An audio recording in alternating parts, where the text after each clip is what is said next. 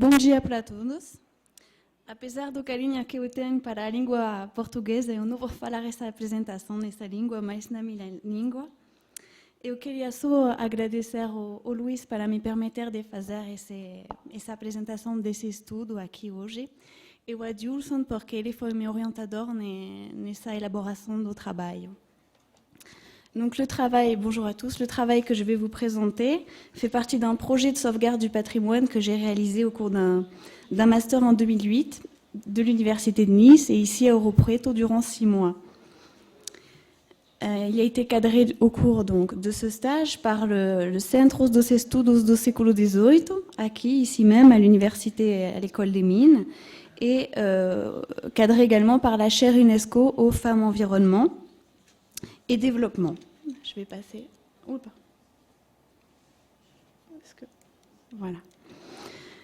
Donc c'est une étude basée sur l'observation des fontaines et en particulier les roches de construction des fontaines, que sont le quartzite et la pierre à sabon.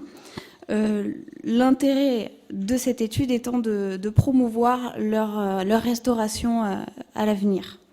C'est une étude comparative, sans expérimentation scientifique, et basée qui ne se base sur aucun type de prélèvement scientifique, mais uniquement sur une simple observation du phénomène d'altération sur les pierres, visible à l'œil nu, bien entendu. Donc, on répertorie pour la période du XVIIIe siècle plus de 30 fontaines, ce qui faisait de cette ville une des agglomérations la plus fournie, voire une des plus fournies, voire la plus fournie des villes du Minas Gerais et même du Brésil probablement, en équipement urbain hydraulique de ce type. C'est-à-dire un élément architectural d'élément public, d'utilisation publique, qui par sa double nature peut être considéré comme un objet architectural fonctionnel ou bien artistique. Fonctionnel du fait de son rôle de distribuer l'eau potable. Seulement 15 fontaines ici présentes ont attiré notre attention, puisque les autres ont subi des déplacements, des destructions ou bien des disparitions mystérieuses. Il était impossible donc de les étudier de cette manière-là par l'observation. La méthode sur laquelle nous sommes basés est en fait une étude germano-brésilienne datée de 1994 et intitulée IDs. Donc, je vais vous montrer un petit peu quand même les fontaines. Donc là, vous avez les plus belles. Voilà. J'ai pas mis toutes les photos, sinon c'était un petit peu long quand même. Donc, ce projet intitulé IDs, Investigation into Devices Against Environmental Attack on Stones, a été réalisé ici à Ouro Preto sur l'église de San Francisco de Assis et à Congonhas aussi sur les prophètes.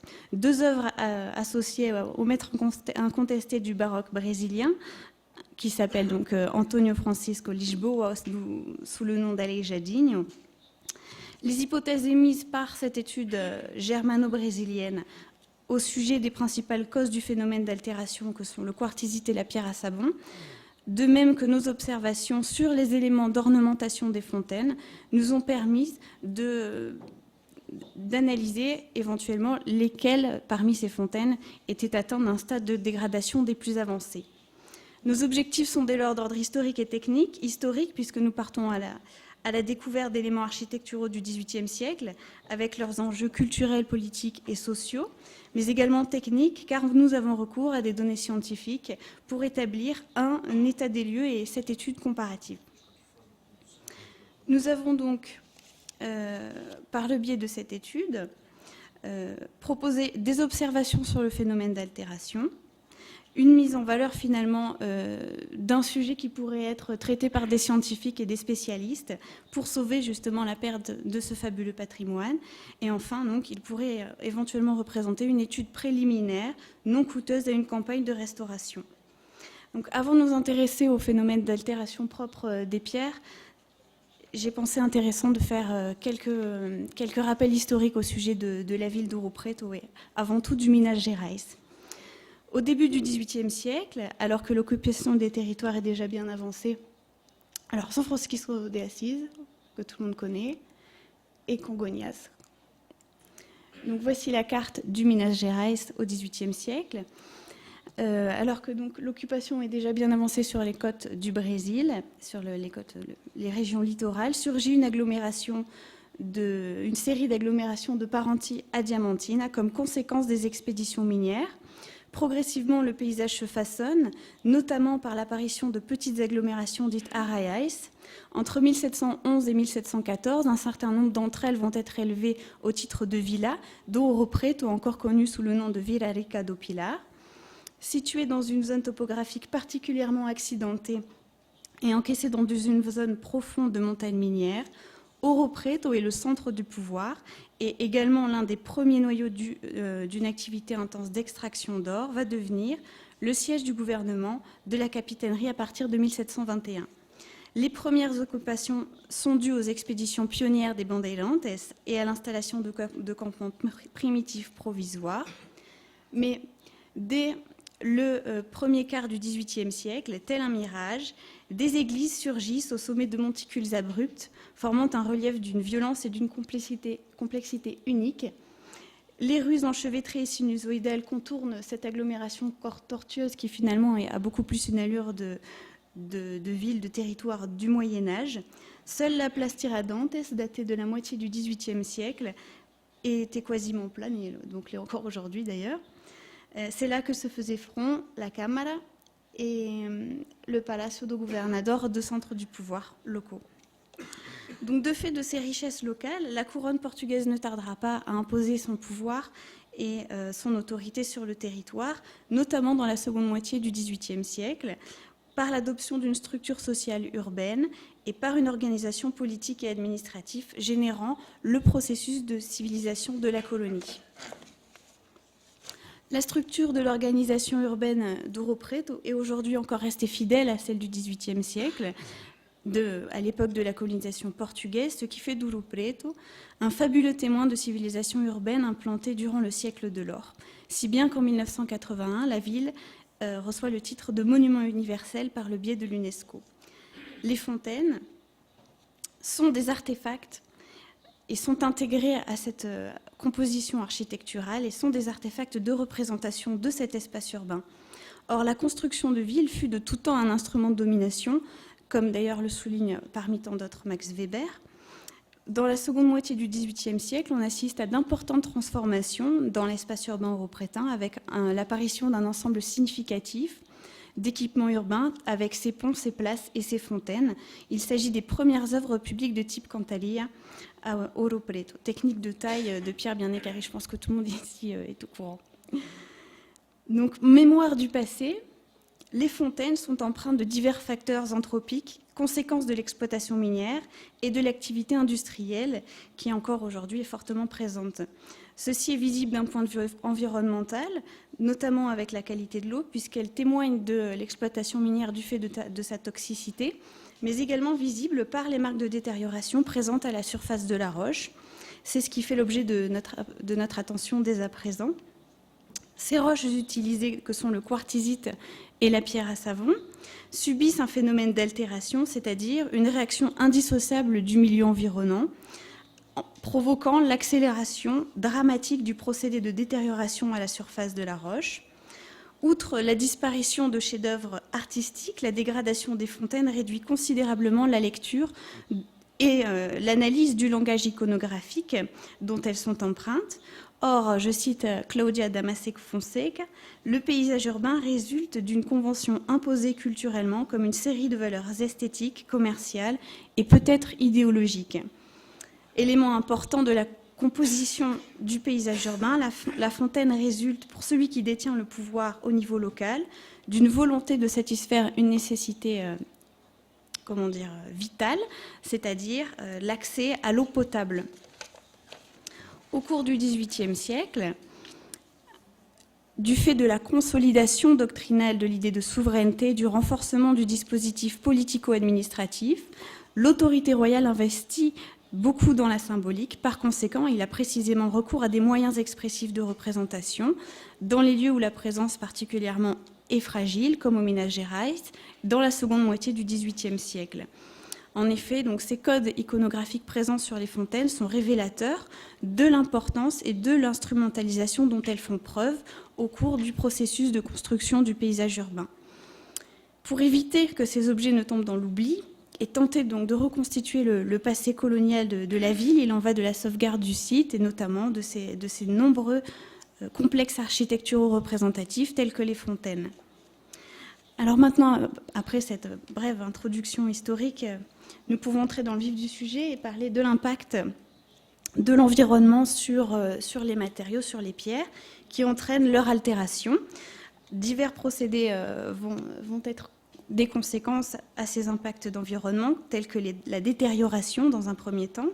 Il s'agit d'une transformation des matériaux d'origine.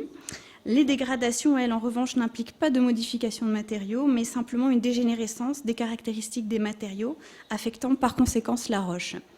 Des dégâts également peuvent être causés à long terme à l'échelle monumentale. Les roches utilisées pour la construction des fontaines subissent toutes sortes de facteurs agressifs naturels dus aux intempéries, également d'autres conséquences de l'action anthropique. Dans un contexte propice au phénomène d'oxydation, de nombreux éléments chimiques présents dans la roche vont subir ces transformations sous l'influence de constituants comme par exemple les carbonates ou les sulfates. Par ailleurs, s'il y avait des éléments de décoration ou fonctionnels tels que des robinets en fer, ces derniers ont pu subir, du fait du contact avec l'oxygène atmosphérique, une oxydation et laisser par conséquent une coloration ferrugineuse à la surface du complexe architectural. Donc là, en l'occurrence, les robinets, je pense qu'ils sont en cuivre, ils sont plus récents, mais autrefois, ils étaient en fer.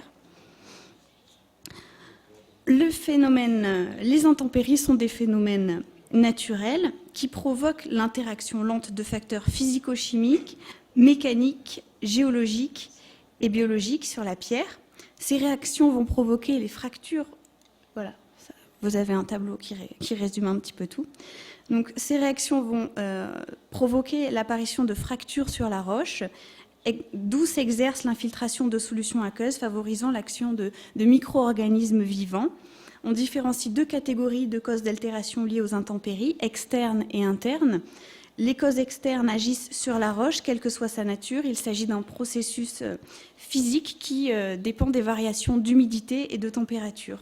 En général, à long terme, il provoque des traces de détérioration, désintégration ou bien même perte de matière. Les causes internes, elles, sont inhérentes à la nature du matériel et dépendent des caractéristiques intrinsèques de la roche. Il est pour cela nécessaire d'identifier la composition chimique de la pierre et faire des prélèvements pour déterminer réellement son altérité. Ce sera éventuellement une perspective de recherche à envisager. L'action humaine a également des effets néfastes sur les éléments architecturaux. C'est un processus dynamique qui interagit sous l'influence de conditions ambiantes, encore une fois climatiques, physiques, chimiques et biologiques. L'action de ces procédés tend à s'accélérer et dépend de la vitesse l'action de ces procédés tend à accélérer la vitesse de transformation chimique des roches, par exemple avec la présence de polluants atmosphériques tels que le dioxyde de soufre, les dépôts de gaz ou de particules contenus dans l'atmosphère, ou encore l'action corrosive de l'eau, de pluie sur la roche. On peut noter qu'au milieu du XXe siècle, l'atmosphère déjà à Ouro Preto subit l'influence directe d'une pollution industrielle dès 1942 et durant toute la période d'activité de la société Alcan, qui a produit 60 000 à 66 000 tonnes d'aluminium par an, soit 345 kg de particules de fluor et 115 kg d'acide hydrofluorique par jour. Aujourd'hui, à cela s'ajoutent d'autres productions industrielles qui se développent et on parlera entre autres de l'intensité exponentielle du trafic routier qui provoque la diffusion d'émanations de gaz toxiques. Enfin, toute forme de vandalisme participe à la dégradation des fontaines. Ici, donc, nous pouvons voir sur le buste à droite associé à la Lei Gedinho, il a certainement été modifié, retagué ou graffité par quelqu'un. À gauche aussi, à la Chafariz da Rua Alvarenga. Bref, nous avons des traces de vandalisme qui participent, en plus de ces facteurs anthropiques et en plus des intempéries, à la dégradation des fontaines. Les marées d'arrachement sont probablement daté du début du XXe siècle, phase de déclin à Oroprete, où un certain nombre d'individus s'adonnent à rafler pliage, puisque l'élite finalement est partie pour Belo Horizonte, qui est une capitale donc depuis 1897. Conséquence de tous ces facteurs, l'altération des fontaines est visible à l'œil nu et ces diverses marques de détérioration sont bien présentes. Ici, donc, vous avez un tableau qui compile toutes les observations faites sur les roches en quartzite des fontaines. Elles sont marquées, elles sont empreintes de perte de matière, de décoloration ou de dépôt, également de traces de désintégration et de fissures. Donc, le quartzite est une roche silicieuse massive de couleur claire qui se compose de cristaux de quartz soudés. Du fait de sa résistance, il est surtout utilisé pour les éléments porteurs des fontaines, tels que les piliers ou les éléments monolithes comme les cuves. Mais on trouve également beaucoup de décors ornementatifs faits à partir de quartzite sur les fontaines. À partir donc de ce tableau, on peut faire quelques observations, notamment pour la faculté du quartzite à se désintégrer par grain ou par écaille.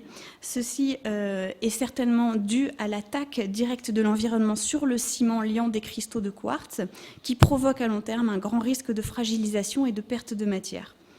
D'après le programme d'études IDES, nous avons pu avoir accès à des informations essentielles concernant l'impact des airs polluants présents dans l'atmosphère d'Oroprete, outre les détériorations conséquences du phénomène naturel. Donc cela nous a amené à nous demander si l'incidence du fluor, contenu dans l'air de la ville, serait en partie responsable des dommages visibles sur les fontaines. Alors, on va voir un petit peu, voilà l'état, on voit qu'elles sont vraiment très usées sur une coupe de profil. Là, on peut voir la pigmentation rouge. J'ai pris quelques exemples en photo. Et également coloration noire avec l'infiltration de l'eau, certainement. Donc ça, c'est ce qui est visible à l'œil nu. Mais pour tout, voilà, ces problèmes finalement qui sont en dehors des phénomènes naturels, qui impliquent l'altération, bien entendu, la prise de prélèvement est nécessaire. Donc là, encore une fois, on voit bien la limite de notre méthode qui est qui finalement ne montre pas de conclusion hâtive là-dessus. Par ailleurs, donc, nous savons que la pluie et la déposition de particules engendrent une décoloration ainsi que la formation de croûtes à la surface de la pierre. Donc, bon, tout ça contribue à l'altération des roches. Pour la stéatite, beaucoup moins de fontaines sont construites en stéatite, puisque finalement, du fait de sa fragilité et de sa taille, de sa facilité de taille, la stéatite est utilisée uniquement pour les éléments d'ornementation. Sa résistance est assez faible et c'est une roche très altérable. La pierre à savon donc, est présente sur le Chafariz do Pilar et do Alto da Cruz. Déjà à l'état de nature, dans les zones d'extraction, la stéatite présente des traces telles que des petites cavités mesurables en millimètres ou en centimètres à la surface de la pierre, ou encore des colorations ocre, marron ou jaunâtre. Du fait des conditions climatiques, l'humidité va pénétrer dans ces cavités, faciliter la contamination microbiologique de la roche, entraînant l'élargissement de ces cavités, avec par exemple la colonisation du lichen. Donc, ceci sont des réactions naturelles qu'on peut voir sur les zones d'extraction. Cependant, des dommages observés tels que les fissures, des crevasses ou même l'usure, sans tenir compte des dégâts causés par les actes de vandalisme, sont d'autres conséquences dues à des facteurs géochimiques qui peuvent entraîner des pertes complètes à la surface de la roche.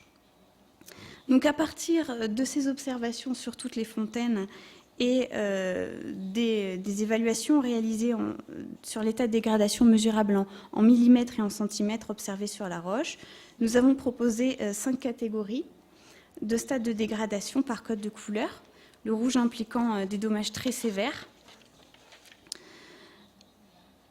Je vais vous présenter une carte qui malheureusement n'est pas n'est pas très présentable, puisqu'elle est en mode d'élaboration sur AutoCAD.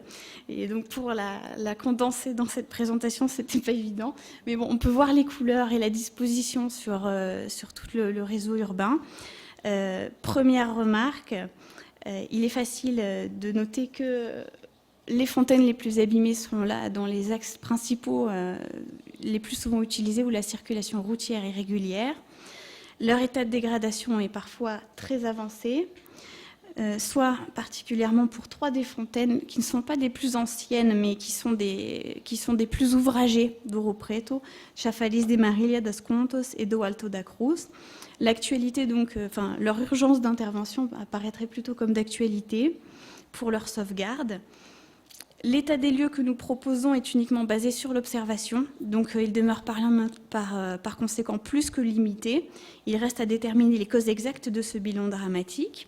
D'après le programme IDES, il paraît fortement probable que la combinaison de l'action des intempéries et des émissions de pollution par l'homme contribue à l'accélération du processus d'altération des roches. D'éventuelles analyses géologiques, pétrographiques et géochimiques effectuées sur les fontaines les plus altérées pourraient d'une part diagnostiquer le procédé de dégradation structurelle des matériaux, détecter les impacts des atmosphères de l'atmosphère environnante et, si possible, identifier les véritables raisons des dommages observés pour enfin tenter de limiter, ralentir, voire stopper, si on croit en Dieu, pourquoi pas, ce phénomène. Donc, ces perspectives de recherche seraient envisagées dans l'optique d'une campagne de restauration contre la perte de ce fabuleux patrimoine qui est l'image d'un monde civilisé, d'un territoire pensé par la domination portugaise. Voilà, je vous remercie. J'étais un peu stressée, mais c'est pas grave. Et je voudrais remercier muito obrigada, Marie de Lourdes et Evelinha para a tradução. Merci.